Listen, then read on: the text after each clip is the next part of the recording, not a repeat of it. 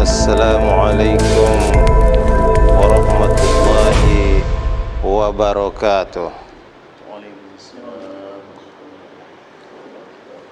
An Naufal ibn Muawiyah radhiyallahu anhu anna Nabiyya sallallahu alaihi wasallam qala man fatathu salatu faka'annama witira ahluhu wa maluhu. Rawahu Ibnu Hibban. Dari Naufal bin Muawiyah radhiyallahu anhu, bahwasanya Nabi sallallahu alaihi wasallam bersabda, barang siapa terlewatkan satu solatnya, maka seolah-olah ia telah kehilangan seluruh keluarga dan hartanya. Hadis riwayat Ibnu Hibban. Diulangi dari Naufal bin Muawiyah radhiyallahu anhu, Nabi sallallahu alaihi wasallam bersabda, barang siapa terlewatkan satu solatnya, seolah-olah ia kehilangan seluruh keluarga dan hartanya. Hadis riwayat Ibnu Hibban. Keterangan kehilangan keluarga dan kehilangan harta biasanya akibat kejahatan seseorang, seperti dibunuh, dirampas, atau ditawan. Maka orang yang terlewatkan satu solat diumpamakan seperti orang yang kerabatnya terbunuh atau keluarganya serta hartanya dirampas.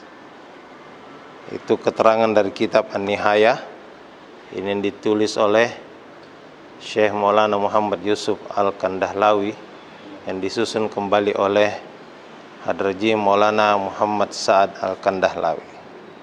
Tuan-tuan yang mulia, betapa pedihnya perasaan orang yang ketinggalan, orang yang kehilangan sholat, seperti kehilangan seluruh keluarga dan harta. Saya pernah ketemu orang Aceh, sewaktu tsunami terjadi, dia pergi haji. Selesai haji, pulang dia ke Aceh, sudah tidak ada rumahnya, sudah tidak ada istrinya, tidak ada anaknya, tidak ada mantunya, tidak ada cucunya, tidak ada ayamnya, tidak ada kambingnya. Rumahnya hilang, hartanya hilang. Kira-kira perasaannya seperti apa? Betapa pedihnya, betapa menderitanya. Bayangkan seperti itu perasaan orang yang kehilangan sholat, kehilangan seluruh harta dan keluarga. Tapi karena kita tidak faham nilai sholat, hadirnya mulia, maka kita kehilangan sholat nih masih senyum-senyum. Kita tidak paham nilai sholat. Sayyidina Umar bin Khattab radhiyallahu anhu itu ketinggalan sholat berjamaah, bukan kehilangan sholat, hanya ketinggalan sholat berjamaah. Maka dia denda dirinya dengan menyerahkan uang ke Baitul Mal sebanyak 200.000 dirham. Kalau mau dimudahkan cara menghitungnya, 1 dirham itu bisa dipakai untuk membeli seekor ayam. Kalau 1 dinar itu bisa dipakai membeli seekor kambing. Kalau mau dirupiahkan, kalau dinar itu kira-kira 4 juta, kalau dirham itu kira-kira 50.000. Bisa membeli seekor ayam 1 dirham. Jadi kalau 200.000 dirham sama dengan 200.000 ekor ayam.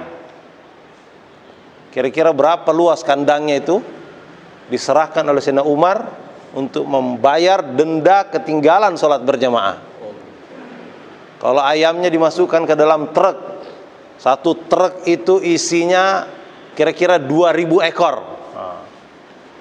2.000 ekor kali 200.000. Berapa itu?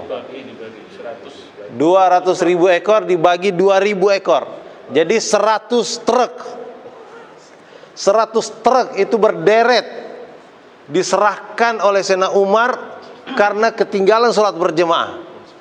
Ini yang biasa melihat truk tronton di pelabuhan tahu itu berapa panjangnya truk. Anggaplah 5 meter satu truk. 5 meter kali 100 jadi berapa? 500 meter. 5 meter kali 100. 500 meter, setengah kilometer. Setelah kilometer itu truk beriring-iringan untuk membayar denda ketinggalan sholat berjamaah. Masya Allah, setengah kilometer hadirin mulia. Tinggalan sholat berjamaah. Hari ini kita melihat truk juga antri. Saya lihat di Bengkulu itu truk antri. Oh, panjang sekali antriannya. Bukan antri karena wali kota terlambat sholat berjamaah sehingga dia kirim truk-truk untuk membayar denda ketinggalan sholat berjamaah. Bukan. Ternyata truk-truk itu antri solar. Masya Allah, antri BBM, antri Pertalite. Di negeri penghasil minyak, kok orang-orang bisa antri untuk mendapatkan minyak? Ini aneh sekali. Maka hadirin yang mulia, kenapa ini? Karena kita tidak paham nilai sholat. Kita tidak paham harganya sholat. Sahabat ini mereka rela itu membayar begitu mahal denda gara-gara hanya ketinggalan sholat. Ketinggalan sholat berjamaah, tidak sempat sholat berjamaah, mungkin lagi ke belakang, mungkin perutnya lagi murus-murus sehingga dia harus ke belakang, sehingga akhirnya dia tinggalan sholat. Dulu apalagi tidak ada jam, tidak ada digital, tidak ada handphone, jadi orang itu nggak begitu tahu jam. Tahu-tahu datang ke masjid, orang udah selesai sholat, ketinggalan sholat berjamaah, dendanya 100 truk ayam. Satu truk isinya 2000 ekor. Allahu Akbar. Jadi yang mulia, inilah pentingnya kita taklim. Dan taklim seperti ini adalah amalan nomor 2 di Masjid Nabi.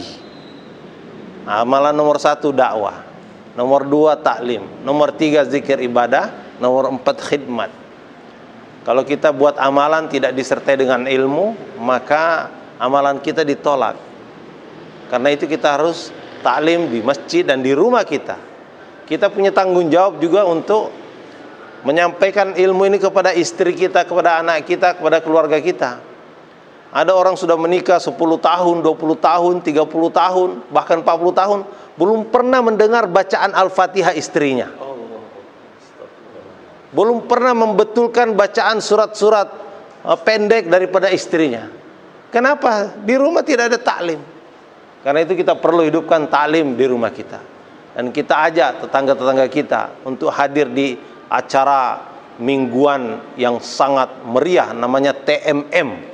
Ini adalah hari rayanya orang sekampung di kampung kita, namanya TMM. Harus diingat-ingat nih, judulnya itu TMM. Ini hari rayanya setiap minggu kaum wanita di kampung kita. Apa itu TMM? Taklim Masturo mingguan. Nah, ibu-ibu sekampung, kaum wanita sekampung ngumpul di situ membaca kitab-kitab yang membuat mereka bergairah untuk amalkan agama. Sehingga mereka di rumah juga akan hidupkan taklim, anak-anak mereka juga akhirnya menghidupkan taklim, mendidik. Pendidikan agama ada dalam diri anak-anak mereka, sehingga keluarga itu keluarga yang sakinah, mawaddah, warahmah. Bersedia insyaallah? Semoga Allah beri kekuatan. Subhanallah bihamdi, subhanakallahumma wabihamdika. Assalamualaikum warahmatullahi wabarakatuh.